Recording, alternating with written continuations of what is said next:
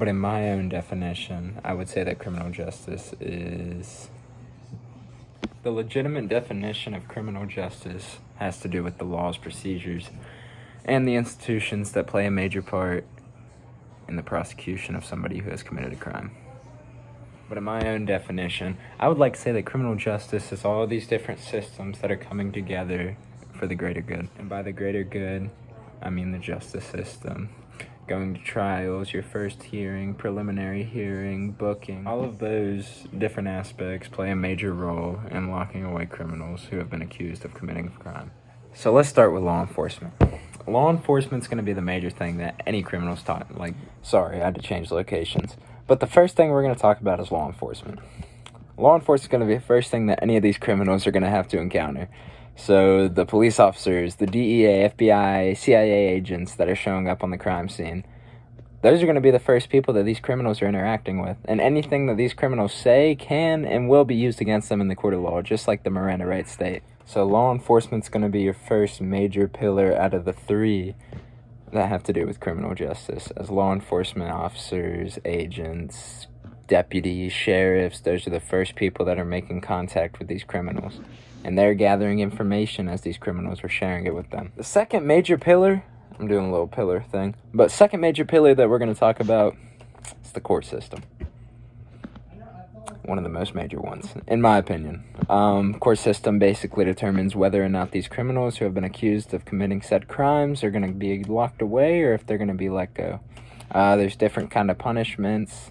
You can be put on parole. You could be locked up for 2 years, 5 years, 10 years, 20, 50, or to life. And there's different kinds of court systems. So there's local, there's state, and there's federal court. Depending on the severity of your crime, could depend whether you're local, state, or federal. For example, local could be a speeding ticket, could be a window tint, could be a school zone violation. Then we can move to state, which could be crimes that are considered bad but not considered capital punishment, if that makes sense. So maybe robbery, maybe breaking somebody's window, destruction of property, trespassing. Then federal court is where you're going to have the murders, you're going to have the armed robberies, the assault. Federal court is where you're going to be locked up for a more prolonged period of time compared to local court systems where you could get a $250 fine. The third major pillar that I want to talk about, the last pillar of the three pillars of criminal justice, is going to be our correctional facilities.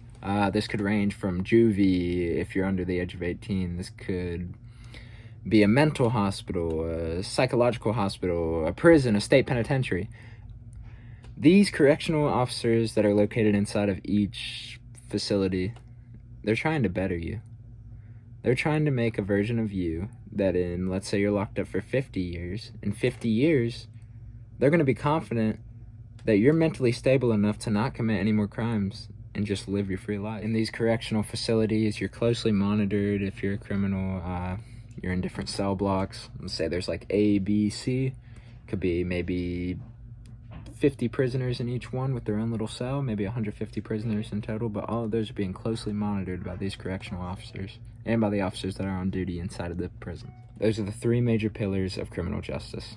In my personal opinion, I think that the court system is the most important.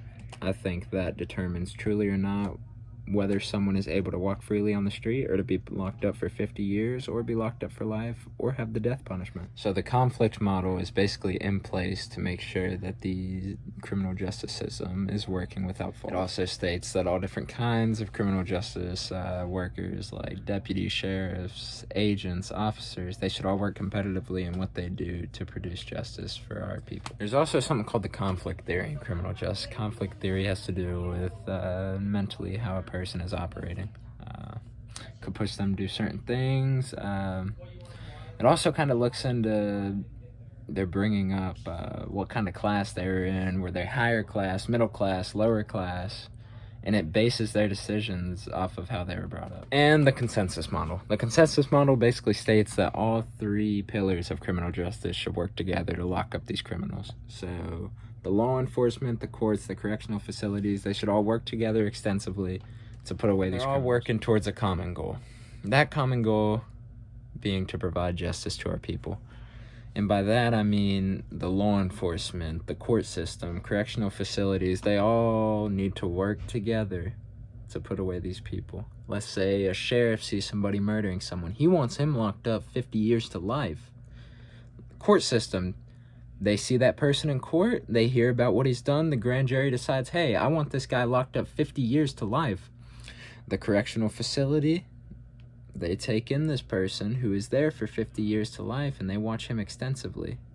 All three pillars of our criminal justice system should work together and work cooperatively to put away our criminals. I really enjoyed this assignment. It made me look more in depth about certain models, certain perspectives of the criminal justice system, whether that being the law enforcement, the judges, the grand jury. I just think it's kind of fascinating to see how all these different moving parts are working together constantly to provide justice for the people of the United States of America. Thank you.